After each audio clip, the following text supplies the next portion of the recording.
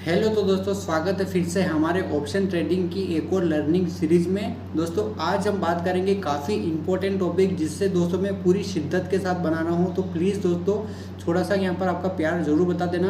तो दोस्तों यहाँ पर मैं आपको यहाँ पर आज बताऊँगा कि ट्रेडिंग यहाँ पर ट्रेंड लाइन, यहाँ पर ट्रेडिंग जो स्ट्रेटजी है, ट्रेडिंग की स्ट्रेटजी समझो, या फिर ट्रेडिंग का ब्रेकआउट या ब्रेकडाउन जो होता है, तो ट्रेड लाइन को यहाँ पर कैसे ड्रॉ करते हैं। क्योंकि बहुत बार यहाँ पर होता क्या है कि ट्रेड लाइन को अगर हम गलत तरीके से ड्रॉ कर देते हैं तो दोस्तों कहाँ ब्रेकआउट हो रहा है और हम कहाँ ट्रेड ले रहे हैं, तो इस सिचुएशन में बहुत सारे लोग यहाँ पर ट्रैप हो जाते हैं। तो बिल्कुल आपको डीप से समझाऊंगा कि यहाँ पर ट्रेड लाइन कैसे यहाँ पर ड्रॉ करते हैं। अगर आपने इस ट्रिक को फॉलो कर लिया तो मैं 100% बोल रहा हूँ कि आप यहाँ पर बहुत ही अच्छा प्रॉफिट अर्न कर सकते हो। तो प्लीज़ दोस्तों वीडियो को ध्यान से देखना, और अगर यहाँ पर चैनल पर नए हो तो सब्सक्राइब जरूर कर लेना, क्योंकि जितने भी यहाँ पर बिगिनर्स भाई यानी कि ट्रेडिंग जो सीख रहे हैं उनको यहाँ पर मैं बिल्कुल फ्री में यहाँ पर सिखा रहा हूँ, और बिल्कुल डीप से सिखाऊंगा। जो जो मुझे यहाँ पर गलती मैंने यहाँ पर की थी वो मैं आपको नहीं दोहराने की कोशिश करूँगा।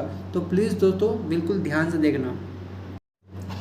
दोस्तों आज ये हमारा यहाँ पर 27 मई का ही चार्ट खोल लेते हैं, और सबसे पहले मैंने जो ट्रेंड लाइन ड्रॉ कर रखी है उसको मैं डिलीट कर देता हूँ। अब दोस्तों सबसे पहले जो हमारा इंपॉर्टेंट रहता है वो रहता है दोस्तों सपोर्ट और रेजिस्टेंस। अगर सपोर्ट और रेजिस्टेंस की आपने वीडियो नहीं देखी तो डिस्क्रिप्शन में लिंक है, जल्दी से जाकर वो देखिए, क्योंकि जब तक आप सपोर्ट रेजिस्टेंस ड्रॉ करना नहीं सीखेंगे तब तक आपका ट्रेंड लाइन में काफ़ी इंपॉर्टेंट रहता है। सपोर्ट रेजिस्टेंस क्यों रहता है मैं आपको यहाँ पर आगे बताऊँगा। दोस्तों जैसा कि मार्केट एक तरफा नीचे आता है, नीचे आने के बाद में कभी भी ध्यान से देखना कि मार्केट एक धीरे धीरे करके उसका जो एक अग्रेशन है वो अपसाइड की ओर रहता है। डाउन साइड के भी लिए आता है तो डाउन साइड के लिए अलग ट्रेंड लाइन यहाँ पर ड्रॉ करते हैं। अगर अप ट्रेंड में जा रहा है तो यहाँ पर अलग ड्रॉ होगी, और डाउन ट्रेंड में जा रहा है तो अलग ट्रेंड लाइन ड्रॉ होगी। तो सबसे पहले हम अगर अप ट्रेंड में मार्केट जा रहा है तो उसको कैसे ड्रॉ करते हैं, तो इसीलिए सबसे पहले जो आप यहाँ पर टूल बॉक्स में जाना, और एक जो आड़ी डंडी दिखती है, ये मैंने यहाँ पर शॉर्ट में यहाँ पर ऐड कर रखा है, आड़ी डंडी दिखेगी, इसे ही ट्रेंड लाइन बोलेंगे। अब देखो दोस्तों ध्यान से देखो कि मार्केट देखो एक बार नीचे आ रहा है, फिर एक जैसे कि तिरछा करके ऊपर चढ़ रहा है, एक बार नीचे आ रहा है, फिर यहाँ पर लो बना रहा है, फिर ऊपर जा रहा है, और फिर यहाँ पर एक बार लो बना रहा है। तो देखो मैं आपको एक बार जूम करके दिखाता हूँ कि यहाँ से हम एक लाइन लेते हैं। ऑलरेडी मैंने ले लिया है। अब यहाँ से लेने के बाद में मार्केट कहाँ गया, देखो ध्यान से देखना कि मार्केट हमारा ट्रेंड लाइन के थ्रू कितना अच्छा खासा ऊपर चला गया। अब देखो मैं इसको बराबर सेटल करके दिखाता हूँ कि ये देखो मार्केट एक बार यहाँ पर ऊपर गया, फिर यहाँ पर बाइंग की अपॉर्चुनिटी आई। कभी भी ध्यान रखना, अगर यहाँ पर देखो बाइंग की अगर आपको अपॉर्चुनिटी ढूंढनी है तो क्या करना है अपने को, सबसे पहले कि यहाँ पर एक बार जैसे कि मार्केट का अगर आपको डायरेक्शन पता चल रहा है कि मार्केट धीरे धीरे अगर अप ट्रेंड में जा रहा है, तो देखो मार्केट एक बार यहाँ पर सस्टेन हुआ, तो मार्केट फिर दूसरी बार अगर यहाँ पर आपको पता लगा कि भाई यहाँ पर 2 बार यहाँ पर मार्केट ने अप ट्रेंड की यहाँ पर एक सपोर्ट लिया है, तो दूसरी बार में ही अपने को ट्रेंड लाइन पता चलेगी। ऐसा नहीं है कि यहाँ पर एक बार सपोर्ट लिया तो हम ट्रेंड लाइन का अनुमान लगा लेंगे, नहीं। दूसरी बार अगर इसी तरह यहाँ पर अगर सपोर्ट लेता है तो आप यहाँ पर ट्रेंड लाइन ड्रॉ कर सकते हो। अब अगला हमें अपने को कहाँ वेट करना है कि मार्केट अगर इसी तरह या तो इस चीज़ का ब्रेकआउट करे, या फिर यहाँ पर इसी तरह जिस तरह यहाँ पर देखो एक हेमर कैंडल कितनी अच्छी बनाई। अगर हेमर कैंडल का यहाँ पर अगर बनाकर हमें सपोर्ट लेता है तो मार्केट के लिए हम अप ट्रेंड के लिए ट्रेड दे वाले हैं। पर दोस्तों हुआ यूँ कि देखो मार्केट ने यहाँ पर क्या करा, कैंडल को ब्रेक कर दिया। पर दोस्तों कभी भी ध्यान रखना कि यह एक अनडिसीजन कैंडल मैं मानता हूँ मेरे लिए, हालांकि आपके लिए एक ब्रेकआउट होगा। बहुत सारे लोग क्या देखते हैं कि इस ट्रेंड लाइन का हमको यहाँ पर ब्रेकआउट हो गया है। पर दोस्तों कभी भी ध्यान रखना कि अगर इतनी बड़ी अगर कैंडल ब्रेकआउट करती है और उसके बाद में देखो कैंडल तो पूरी ब्रेकआउट तो उसने करा ही नहीं, इसका आधा तो यहाँ पर ऑलरेडी कैंडल में रिजेक्शन लग चुका है, तो मैं इसको प्योर ब्रेकआउट नहीं मानूंगा। क्यों? क्योंकि देखो ना आधी यहाँ पर कैंडल तो वापस बायर्स ने ऊपर खींच लिया है, और सबसे बड़ा मैं अगर यहाँ पर ट्रेड भी लूँगा तो इस स्थिति में क्या होता है, जब भी आपका यहाँ पर ट्रेंड लाइन का ब्रेकआउट हो, अगर रेजिस्टेंस और सपोर्ट यहाँ पर पास में हो, जैसा कि इस तरह ये जो हमारा रेजिस्टेंस मान सकते हो या पर सपोर्ट मान सकते हो। क्यों? क्योंकि मार्केट ने एक बार यहाँ पर पुल बैक लिया है, तो इसीलिए हमारा ये जो सपोर्ट है, अगर मार्केट में क्या होता है दोस्तों कि बहुत बार मैंने देखा है कि जैसे कि इस तरह का यहाँ पर सपोर्ट रेजिस्टेंस ट्रेंड लाइन के पास में जो फंस जाते हैं ना, तो बहुत बार क्या होता है कि मार्केट यहाँ तो ब्रेकआउट कर देता है। बहुत सारे लोग क्या बोलते हैं कि यार यहाँ पर ट्रेंड लाइन का ब्रेकआउट हो गया और हम यहाँ पर ट्रेड दे देते हैं। पर क्या हुआ, मार्केट नीचे आया, नीचे आने के बाद में कहाँ सपोर्ट ले लिया, सपोर्ट कहाँ यहाँ पर हमारा जो सपोर्ट है उसी का सपोर्ट लेके वापस कहाँ चला गया, ऊपर। जबकि लोगों ने क्या देख कर ट्रेड लिया था कि अगर यहाँ पर ट्रेड लाइन का ब्रेकआउट होगा और यहाँ पर उन्होंने लंबी यहाँ पर टारगेट बनाया होगा, पर दोस्तों उन्होंने यहाँ पर सपोर्ट लेके मार्केट कहाँ चला गया, फिर ऊपर चला गया।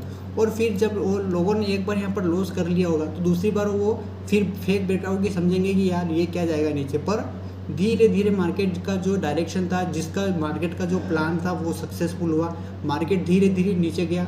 अगर कोई समझदार ट्रेडर होगा तो वो यहाँ ट्रेड नहीं लेगा, क्यों? क्योंकि उसको पता है कि मार्केट एक बार सपोर्ट ले लेगा तो फिर ऊपर चला जाएगा, इसीलिए यहाँ से यहाँ तक का वेट करेगा। अगर इस सपोर्ट का अगर ब्रेकआउट व्यवस्थित ब्रेकआउट होता है तो आप देख ही सकते हो कितना अच्छा यहाँ पर अपने को अपॉर्चुनिटी मिला है कि यहाँ पर लगभग 400 से 300 से 400 पॉइंट यहाँ पर आसानी से अपन यहाँ पर ले सकते हैं। पर अगर जिसने यहाँ पर ट्रेड लिया होगा वो आसानी से ट्रेप हो गया होगा, क्यों? क्योंकि उसका एसएल तो आसानी से हिट हो गया, क्योंकि उसने यहाँ पर बस ट्रेड लाइन का ब्रेकआउट देखा है, ना कि सपोर्ट का। अगर यहाँ पर सपोर्ट का भी ब्रेकआउट रुकता वो तो शायद वो अच्छा से यहाँ पर खासा यहाँ पर प्रॉफिट अर्न कर सकता था। तो इसीलिए यहाँ पर अपने को कभी भी ऐसी सिचुएशन में अपने को यहाँ पर ट्रेड लाइन का ब्रेकआउट का ही वेट करना है, ट्रेड लाइन का ब्रेकआउट का या प्लस उसके सपोर्ट का भी ब्रेकआउट करना है। अब यहाँ पर दूसरा मैं उदाहरण आपको बताता हूँ। अब दोस्तों फिर से हम एक और चार्ट पे आ चुके हैं, 14 यहाँ पर 14 मई का जो हमारा चार्ट है। दोस्तों बेसिकली होता क्या है कि मार्केट एक दिन पहले अगर अच्छा खासा मूव या बड़ा 200 से 300 पॉइंट की अगर यहाँ पर मूव दे देता है ना, तो दोस्तों अधिकतर क्या होता है कि मार्केट दूसरे दिन साइडवेज रहता है, या इस तरह से मार्केट धीरे धीरे ट्रेंड लाइन के थ्रू मार्केट ऊपर चढ़ता है। तो कई बार दोस्तों जो हम यहाँ पर एक्सेप्टेशन लगा के बैठे रहते हैं कि यहाँ पर ट्रेड लाइन का ब्रेकआउट होगा, हम यहाँ पर ट्रेड लेंगे, तो ऐसा बहुत बार ऐसा नहीं होता है। तो इसीलिए यहाँ पर दोस्तों ट्रेड लाइन को सपोर्ट या रेजिस्टेंस मानकर अपने को ट्रेड लाइन के थ्रू ही अपने को यहाँ पर ट्रेड ले सकते हो। जैसे कि मार्केट देखो 14 तारीख को मार्केट ओपन हुआ, 14 तारीख को मार्केट ओपन होने के बाद में क्या करा कि मार्केट धीरे धीरे देख ही सकते हो कि मार्केट पूरा यहाँ पर ट्रेड लाइन के थ्रू ऊपर चला गया।